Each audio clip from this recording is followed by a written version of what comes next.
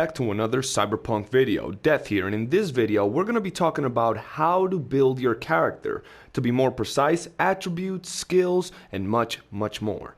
As we know, building your character is one of the best aspects of an RPG game, but it can also be the most confusing. In Cyberpunk, you have attributes that play many roles, from dialogue options to skills that impact combat and perks that allow you to take more advantage of the environment and its loot. So in this video, we will be breaking down the attributes, skills, and perks and allowing you to know exactly what they do so you know how to build your character. Alright, now let's talk about the attributes, as that's the main reason I wanted to make these videos. Attributes are locked in once you select them, so it's very important that you know exactly how you want to build your character. Dialogue will be impacted, as well as stats and things you can unlock and equip like weapons, upgrades, and skills, so be very careful when selecting and putting points into your attributes. When we look into the attributes, we have several categories. The first one is the body.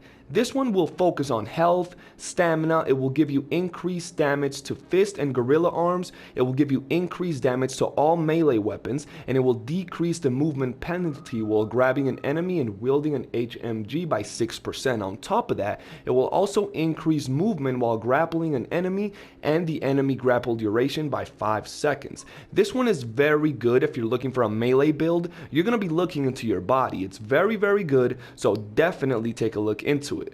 Then we have the reflexes. This one will give you things like passive evasion, critical chance, and increased damage from mantis blades. So if you're looking to make a build with critical chance, evasion, a little sneaky, and focusing around your mantis blades, you might want to go into reflexes. But reflexes also impact your handguns and your assault rifles, but we'll get into skills a little bit later.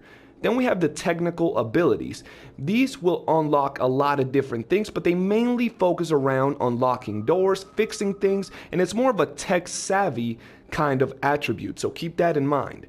Then we have cool. This one is also very good as it gives you critical damage, increases all your resistances, it increases stealth damage by 10%, it reduces the speed at which enemies detect you in stealth by 0.5%, and it increases mono wire damage by 3.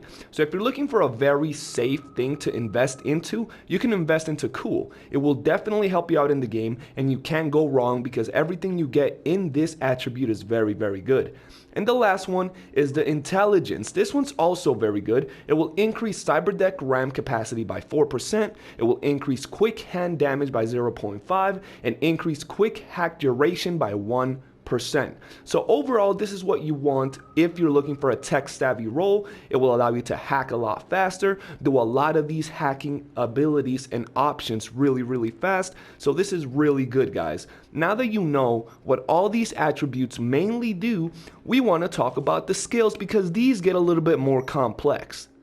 Alright, now let's break down the skills. These work by setting a cap or limit. Your attribute level determines your skill level. Basically, if your reflexes is level 10, you will be able to level up your blades, handguns, up to level 10, that is if you get the requirements filled up, which is the experience.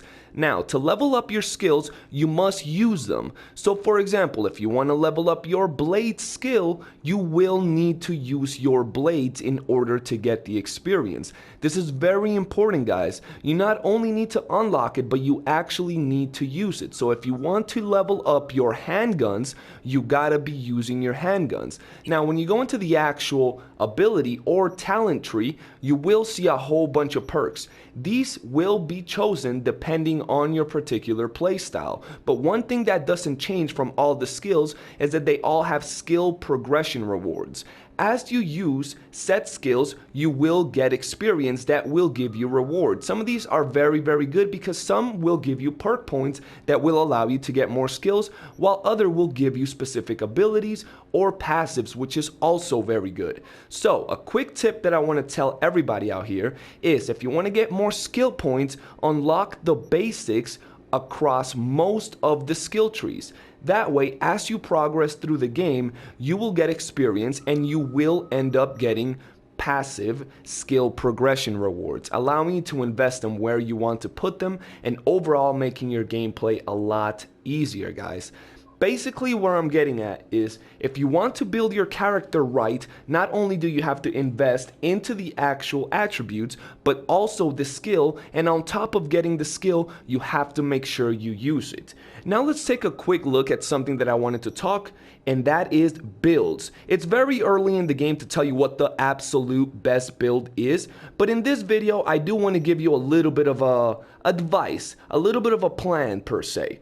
If you guys are looking to make a melee build, you want to go for body as your primary stat, then you want to go for reflexes, and if you want to go a little bit off the side, you can also go for cool. So the main two would be body, reflexes with a bit of cool. If you're looking for a shooter build, the main thing you want to look at is the reflexes attribute.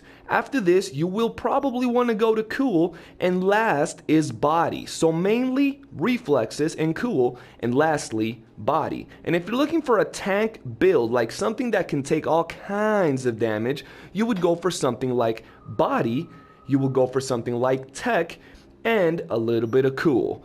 That's pretty much the guide for everything you gotta know regarding your skills, your attributes, how to build your character, and I'm not gonna go into every single skill because everybody has different, styles. You might want to have the body, but you might find this path to be better than this path. So I highly advise taking the time to look at each one of the skills and see how you wanna play. But that's pretty much it, everything I wanted to share with you guys. Make sure that if you enjoyed this video, if it has helped you out, y'all smash that like button, subscribe, turn on bell notifications, and join our Discord. For now, your boy Deathgun, out.